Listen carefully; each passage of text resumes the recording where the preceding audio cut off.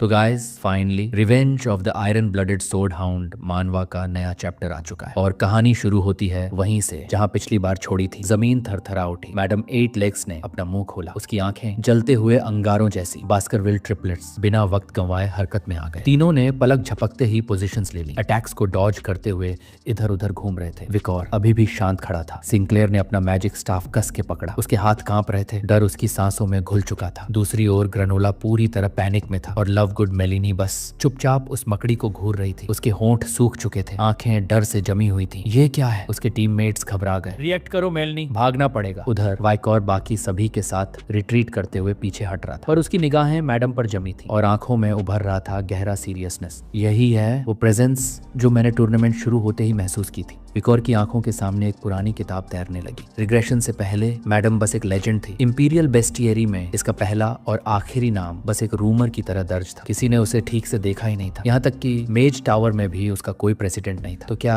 ये भी मेरी वापसी के कारण हुआ? एक और वेरिएबल? मैडम की आंखों में मैलिस चमकने लगी और उसने हमला किया। एक भारी पैर सीधे लव गुड मेलिनी की ओर। वो वहीं जम गई। कुछ भी नहीं कर पाई तो क्या मैं बस यूं ही? लेकिन उसकी टीममेट ने बीच में आकर शील्ड लगा दिया। हट जा मर्लिना, उसने चिल्लाकर कहा। शब्दों ने जैसे उसकी नींद तोड़ी। मेलिनी हड़बड़ा के पीछे हटी और मैडम का मैसिव लेग उसके ठीक सामने से गुजर गया, हर चीज को रौंदता हुआ। जैसे ही उसने पीछे मुड़कर देखा उसकी आंखें फटी रह गईं। अना उसकी दोस्त पेड़ से टकराकर गिरी पड़ी थी। शील्ड टूट चुका था। HP 0 और वो बेहोश पड़ी थी। मैडम ने सिर घुमाया और उसका मुंह पानी से भर आया। उसकी सेंसेस जंगल के हर स्टूडेंट की बॉडी हीट पकड़ रही है। वो फुल स्पीड से भागी। विकोर और बाकी सभी के पास से गुजरती हुई ग्रेनोला पीछे गिर पड़ा। ये मेरे पास से क्यों निकल गई? क्या मैं बच गया? विकोर ने अपने मुट्ठियां भींच ली। क्या ये उस डायरेक्शन में जा रही है जहां बाकी स्टूडेंट्स जमा है? एडमिनिस्ट्रेशन रूम क्या कर रहा है इस वक्त? उन्हें इसे रोकना चाहिए। ये बीस्ट टूर्नामेंट के नियमों से बाहर है। विकोर के ख्यालों को लव गुड मेलिनी की चीख ने तोड़ा। एना प्लीज उठो। विकोर ने पलट कर देखा। मेलिनी दौड़ती हुई अपनी टीममेट के पास पहुंची, लेकिन जैसे ही उसने एना को पलटा उसकी आंखें चौड़ी हो गईं और उसकी सांस रुक गई। HP 0 होने के बावजूद एना टेलीपोर्ट नहीं हुई थी। वो वहीं पड़ी थी, जख्मी, टूटी ढाल और शरीर मोशनलेस। टेलीपोर्ट सिस्टम काम नहीं कर रहा। मेलिनी की आंखें डर से भर गईं। उसने हाथ मुंह पर रख लिया और रोने लगी। विकोर की आंखों में एक ही ख्याल चमका, सिस्टम फेलियर। टूर्नामेंट का बैलेंस टूट चुका है। लव गुड मेलिनी घुटनों के बल गिर पड़ी और बस जमीन को घूरती रही। उसे कुछ समझ नहीं आ रहा था अब करना क्या है। क्या हम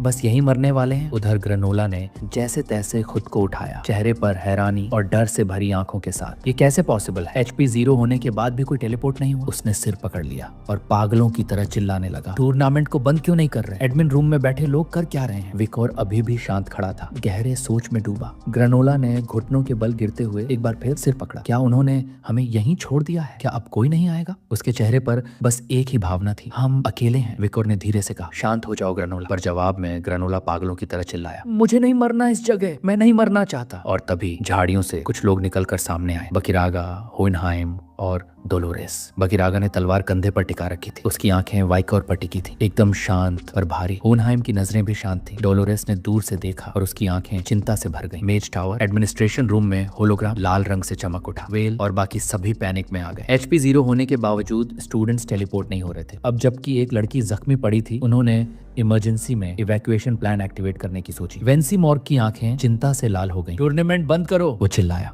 वेल एक पल के लिए चुप रहा। उसके चेहरे पर डर और कंफ्यूजन का अजीब मेल था। तो मैडम सच में यही है? उसने सोचा। अगर वो नहीं आती तो मेज टावर ये टूर्नामेंट जीत सकता था। वेंसी मॉर्ग ने दांत भींचते हुए अपनी कुर्सी छोड़ दी और अगले ही पल उसने वेल का कॉलर पकड़ लिया। टूर्नामेंट बंद करो, क्या तुम चाहते हो सब मर जाए? वेल एक पल के लिए स्टन्ड रह गया, फिर उसने आंखें बंद कर ली और शांत स्वर में कहा, हम इसे अब बंद नहीं कर सकते।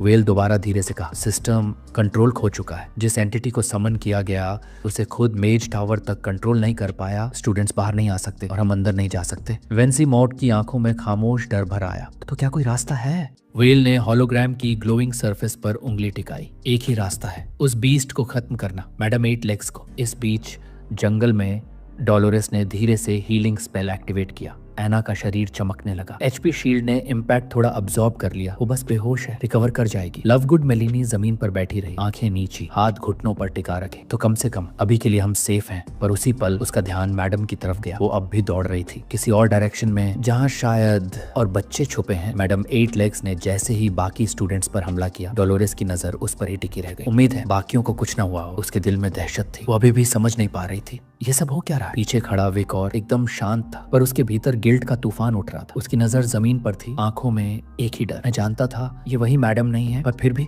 मैंने कुछ नहीं किया। उसे याद था ये creature calamity level nation annihilation के तहत क्लासिफाइड थी, जिसकी सिर्फ मौजूदगी एक पूरे देश को तबाह करने के लिए काफी थी। पर ये मैडम कुछ अलग थी, न झर न आंखों की वह घिनौनी चमक, और उसका शरीर कई जगहों से फटा हुआ था। क्या ये कोई डिस्टॉर्शन है? एक मरी हुई मॉन्स्टर की परछाई विकोर की नजर सामने बैठी लवगुड मेलिनी पर पड़ी। वो जमीन को घूर रही थी चुपचाप। बकीरागा और होनहाइम जो किसी को नहीं पता था अब क्या करना है। विकोर की मुट्ठी भींच गई। हम जानते हैं कि ये वीकेंड वर्जन है, लेकिन फिर भी हम इसे हरा नहीं सकते। सबसे पहले हमें वापस अपनी विल जगानी होगी, इससे पहले कि सब मारे जाए। और तभी किसी ने पहला कदम उठाया, लवगुड मेलिनी। उसने अपने आंसू पोंछे, जमीन से उठी और धीरे धीरे अपना मैजिक स्टाफ थामा। उसकी आंखों में अब डर नहीं, डिटर्मिनेशन चमक रही थी। मेरी वजह से एक दोस्त ऑलमोस्ट मारी गई, अब किसी को और मरने नहीं दूंगी। उसकी आंखें कांप रही थी, पर आवाज मजबूत थी। मैं शेमिसिरा की स्टूडेंट काउंसिल प्रेसिडेंट हूँ, अब पीछे नहीं हटूंगी। उसकी ये बात सुनकर किसी ने तलवार जमीन में गाड़ दी। ऐसी डिटर्मिनेशन बूट कैंप वरांगियन की लगती है। वो बकीरागा था। डोलोरेस भी आगे बढ़ी। हम किसी को बलि नहीं बना सकते। लवगुड मेलिनी ने एक पल सोचा और फिर अपनी नजर होनहाइम पर डाली। सबका ध्यान अब उसी पर था। क्या वो भी लड़ेगा? बकीरागा ने खुलकर कहा। मुझे मानना पड़ेगा, हमें तेरी ताकत चाहिए।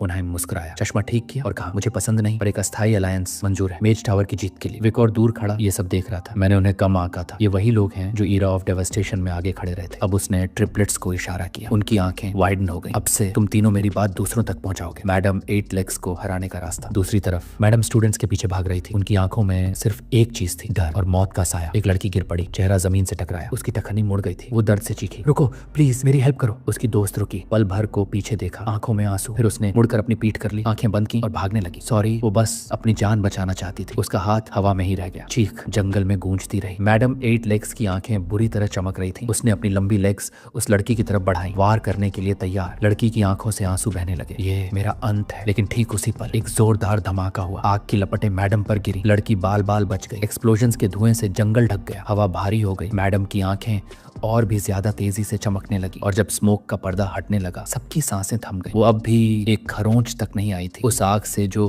किसी भी इंसेक्ट टाइप मॉन्स्टर को जलाकर राख कर देती, उस पर कोई असर नहीं हुआ था। धुआं हटते ही एक शख्स सामने आया, होनहाइम। उसकी आंखों में अब डर नहीं था, बल्कि एक अजीब सा एक्साइटमेंट था। वो चुपचाप मैडम को घूर रहा था और फिर से अपना मैजिक चांट करने लगा। तू सच में एक एनोमली है, एक ऐसी एंटिटी जो मेरे स्पेल्स तक को नजरअंदाज कर रही है। उसके मैजिक स्टाफ से आग फिर उठने लगी, इस बार और भी ज्यादा इंटेंस। वो मुस्कुरा रहा था। इंटरेस्टिंग। होनहाइम के ठीक पीछे अब 3 और फिगर्स खड़े हो गए, डोलोरेस, सिंक्लेयर और ग्रेनोला। तीनों की आंखों में एक ही चीज थी, फियर और रिजॉल्व। सिंक्लेयर ने अपने स्टाफ को मजबूती से पकड़ा। इस बार हम पीछे नहीं हटेंगे। ग्रेनोला की आंखों में हिचक थी और उसके कदम पीछे नहीं जा रहे थे। और डोलोरेस ने धीरे से कहा, अब ये सिर्फ एक टूर्नामेंट नहीं, बल्कि सर्वाइवल की जंग है।